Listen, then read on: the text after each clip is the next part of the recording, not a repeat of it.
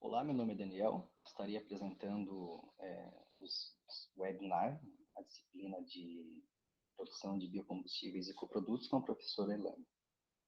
Então, basicamente, foi feito um resumo, né, do biogás.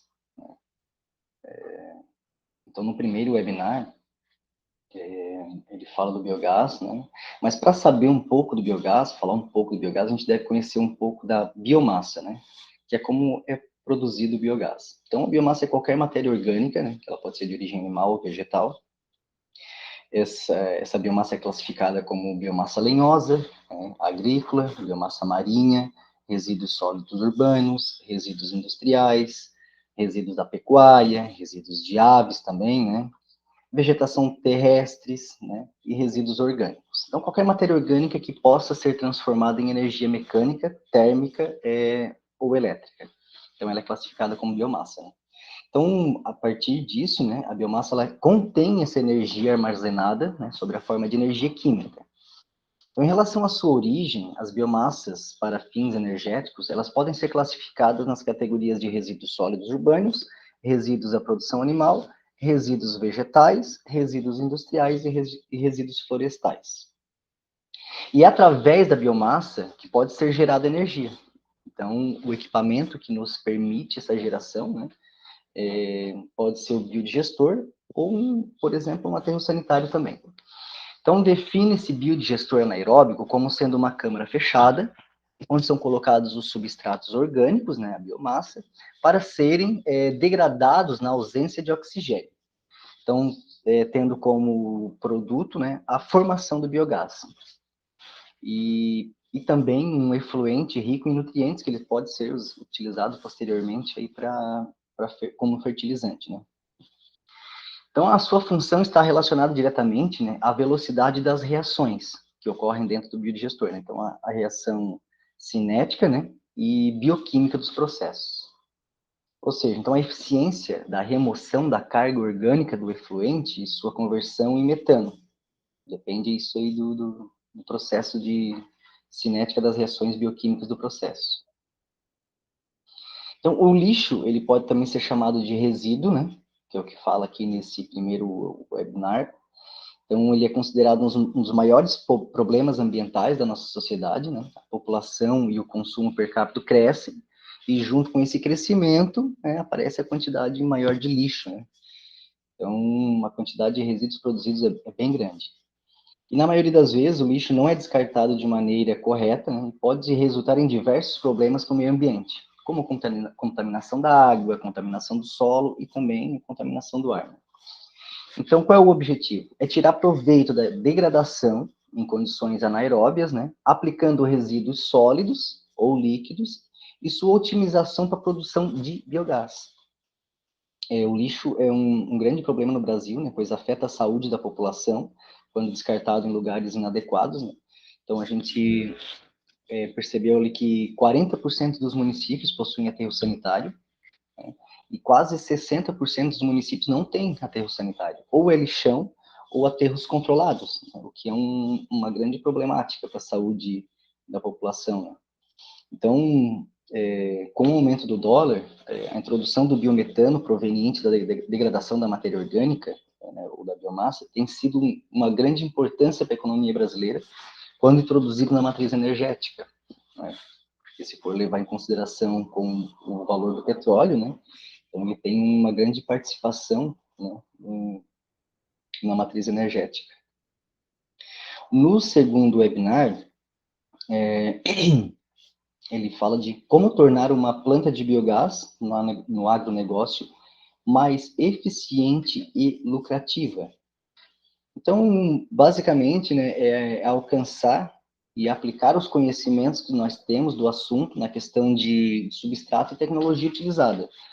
Então, aperfeiçoar, né, aperfeiçoar esses conhecimentos. Então, ali para que o biodigestor obtenha uma maior produção de metano, deve-se levar em consideração alguns parâmetros operacionais. Inicialmente, observa-se o pré-tratamento, né, que submete a biomassa à tecnologia físico-químico,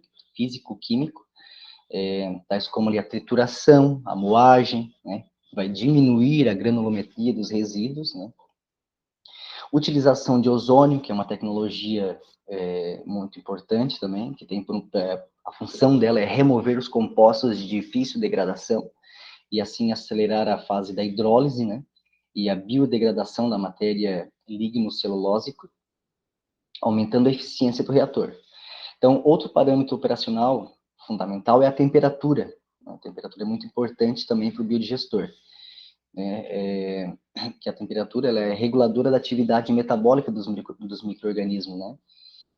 E o desempenho, né, da digestão anaeróbica, né, pertence também à temperatura.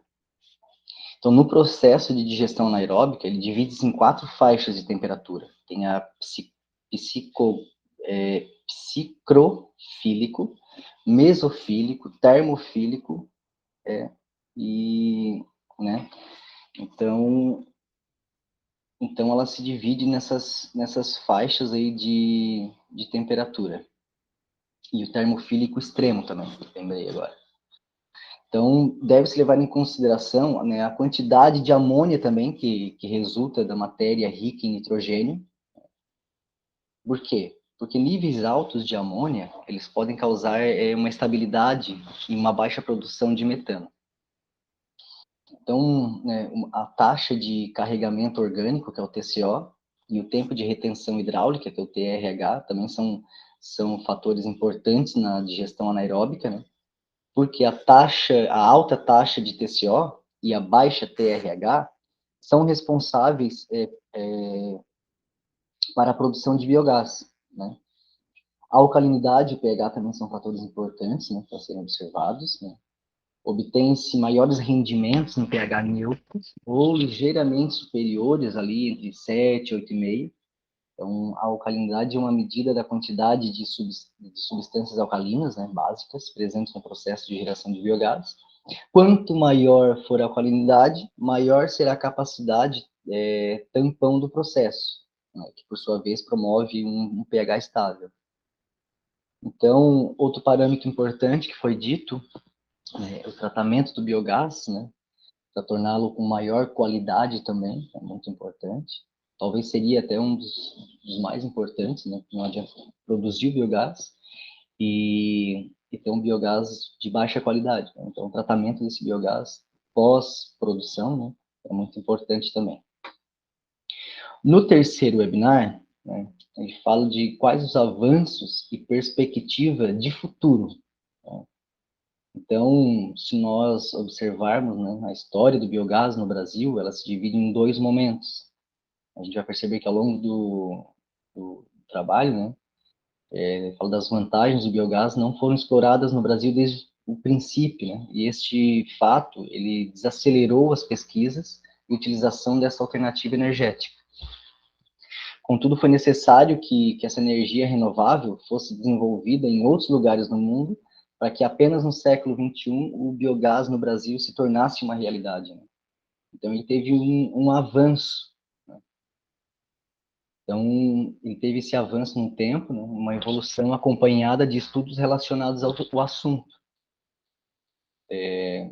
Então, as perspectivas de futuro, elas se encaixam na coleta da matéria orgânica, né, com um processo tecnológico de digestão anaeróbia, com mecanismos focando na redução do descarte, né, havendo políticas públicas de reeducação também, certo? E um marco, assim, bem importante foi o lançamento de um Plano Nacional de Energia, né, com olhares lá para 2050, né, embora seja um projeto futurístico, né, mas tem muitas diretrizes que norteiam os caminhos a serem seguidos pelo setor elétrico, né? E vou citar aqui algumas diretrizes, né, que se encaixam aqui com o biogás. Então, preservar e fortalecer o papel da bioenergia e proeminência do Brasil, né? Aproveitamento energético competitivo da agropecuária com produção descentralizada de biogás, biometano e bioeletricidade, Manter a matriz energética de baixo carbono, com condições substancial de integração de fontes eólica e solar fotovoltaica, bem como recursos energéticos distribuídos. Articular com o setor de saneamento para a promoção da recuperação energética de resíduos sólidos urbanos. Então, as perspectivas de futuro para o biogás nada mais são do que pesquisas relacionadas aos assuntos que nós já temos, né? Uma otimização desse processo de biodigestão, uma maior qualidade do substrato, né, da biomassa ser utilizada, utilização de produtos químicos para talvez acelerar, né, ou de micro-organismos capazes de fazer uma maior degradação da matéria orgânica, né, com maior qualidade.